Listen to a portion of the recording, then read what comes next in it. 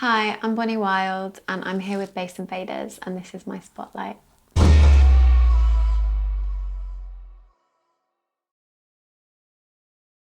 think the first thing that happened in my life that really made me realise that I was completely in love with music and this was what I wanted to do was when I was a teenager and I started writing. And I think a lot of people get into it because they hear something and they're like, oh my gosh, like I want to make that, I want to be able to do that.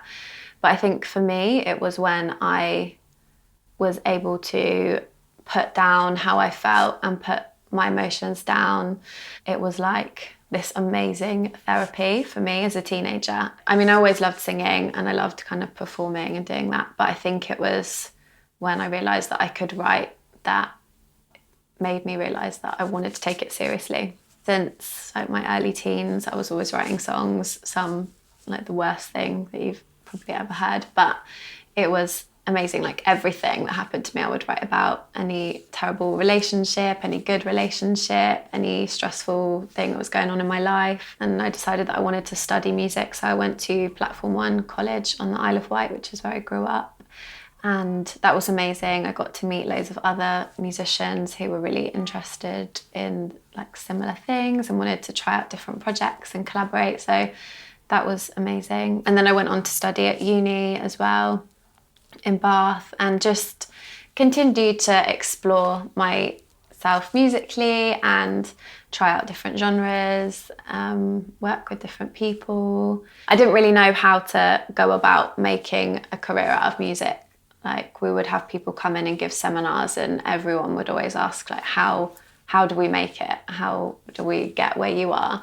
And no one ever really had an answer. It was always kind of like luck, or they knew the right person, or just they happened to be in the right place at the right time. So I wasn't really sure. I just kind of carried on doing what I was doing. I was busking a lot. I collaborated. I did some YouTube videos and things like that.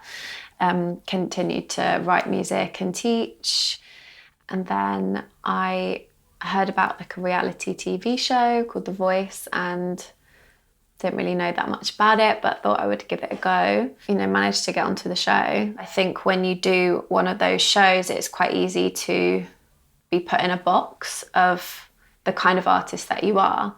And I think that's maybe because on the show, you're not like writing, you're not performing your own music. And that is quite hard. And if you're a young girl who doesn't really know who they are, or they haven't found themselves musically yet, that can be quite hard. Also, going on a show like that was like my first experience with social media and how cruel that can be and what a crazy world that is. So that took up quite like a big part of my life. And then after that, when that kind of ended, I felt really lost, didn't really know who I was as a person or musically. I didn't know what direction I should go in. I got quite depressed and disillusioned with music. I found the whole social media side of it really difficult to deal with. I think after doing something like that, you feel like if you want to continue doing music, you feel like you have more to prove. You feel like you have to show that you are a true artist, that you can write, that you do deserve your place in the music industry, whatever that even means. Although it was like quite a low point for me, was amazing because it taught me that you have to really believe in what you do. You have to really love what you do and you have to be true to yourself. And I think that a lot of musicians are striving for this success or this fame and they don't really even know what that is. But we're all striving for something, don't really know if we know exactly what we're striving for, but it's this love of music that kind of keeps you going in this industry that's quite cruel and not always about the music sometimes. So I think it's actually really important to make sure that you love what you do, because then if you love the music that you're making, you can deal with people knocking you back and telling you that it's rubbish or being cruel to you on social media, because they will be, because it's the times that we live in now. I think it took a few years for me to kind of take a step back and just realise what I wanted to do. With being a vocalist, I've had some really amazing opportunities to work with some amazing people. I've done lots of festivals with some amazing people. So I did Glastonbury, an Isle of Wight festival, V Festival, did some touring abroad, and have done some session vocal work as well, which is really interesting, and interesting seeing that side of the music industry. You know, you sometimes feel like you wish you could do everything yourself, and it's just so much nicer actually when you can work with other people in the music industry, and everyone can bring their own little piece to what you're doing. I work with a lot of jazz projects, which I really love. I love singing jazz. I used to listen to a lot of the kind of amazing jazz singers when I was younger, and I definitely took influence from that sort of style. I think it's okay as well when doing music to create different personas for different things that you do. I don't think that you have to feel like you can only do one thing. And when I'm doing my music, I definitely have a persona that I've created, and it's someone who's probably a lot more confident than I am. I think when I'm just me going about my daily life, I can be quite shy, but when I'm performing, it's like a different version of me. So for me, I find it is healthy to create a persona that I can step into when I'm on stage and when I'm writing and performing. I don't think that you have to feel like you have to stay the same. Now with social media, and that people can, you know, say what they want so easily to you, I think having a persona is not always a bad thing. I think it can be a way of protecting yourself a little bit. It's so easy to focus on the negative things. You'll always get, you know, 10 people that say something amazing about what you're doing, and one person will say something horrible, and you'll just completely forget all the nice things that happened and all the good opportunities that came from it. And it's very easy to just focus on that one person that said something that really brought you down. Just as humans, we naturally can be quite sensitive and will focus on the negative. And I would definitely say to someone else going through something like that to try not to get too down on the negative, and to try and focus on all the positive, because there will be more positive than negative. So now I feel like I'm in a really good place with the music that I'm making.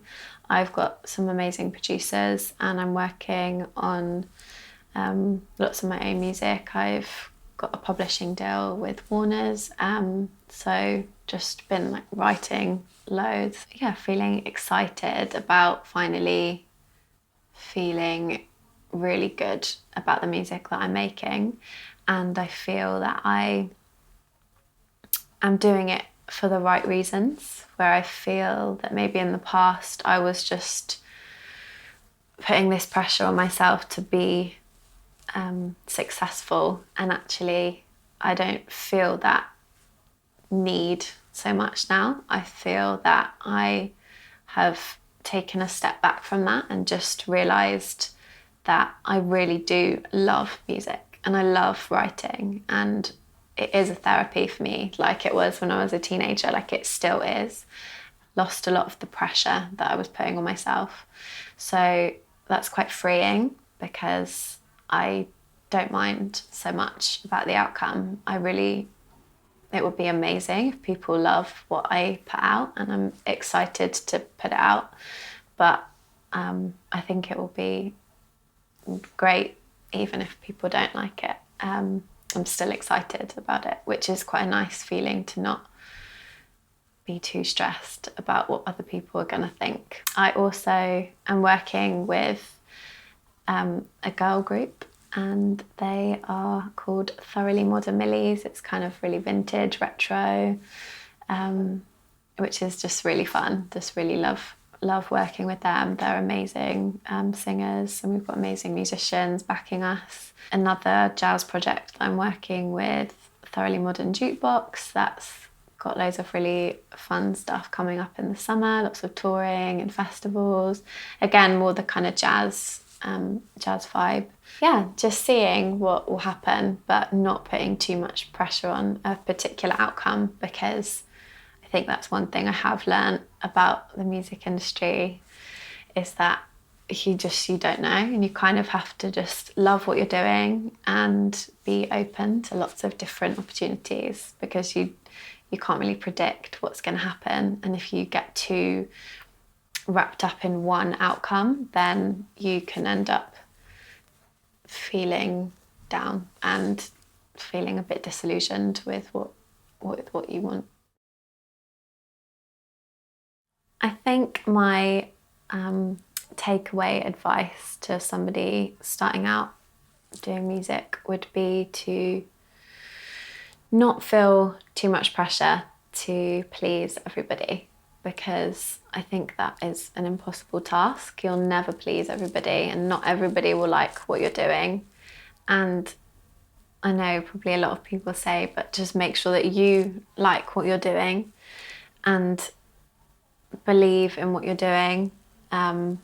Just be authentic to who you are, and don't get sucked into the craziness of the music industry.